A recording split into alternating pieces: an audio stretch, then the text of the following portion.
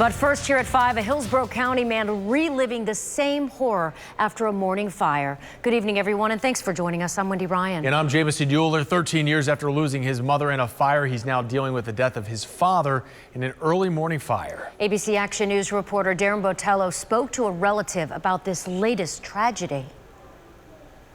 Family members tell us the man who lived here was taking care of his elderly father when flames broke out around 5 o'clock this morning, forcing him to once again watch one of his parents die from a fire. I heard it on the news this morning, and without names, I knew who it was. God told me. Betty Auville tells us she lost a relative in the fire this morning. She says the other man inside who survived tried to save his father's life but was unsuccessful. 13 years earlier, we're told that same man lost his mother the same way to a fire. He tried saving her as well, but she died days later. I'm proud of him.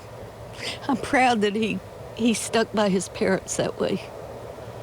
When they needed him, he was there. This is by far the worst thing I've ever experienced. A neighbor, Shannon Byrne, was there as flames took over the home. She called 911 and watched as first responders took him to Tampa General Hospital. They were dragging him at first, but then I saw him further down the road. He was walking, and you could just see burns all over his chest and his back and his arms, and he was screaming that he couldn't get his dad. It was traumatic.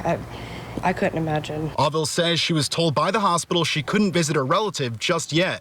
And I really don't want to see him the way he is, because that wouldn't be good either. So she was here collecting important documents and praying he doesn't suffer the same fate as his parents. I'm just going to wait for God to give me directions on where to go and what to do.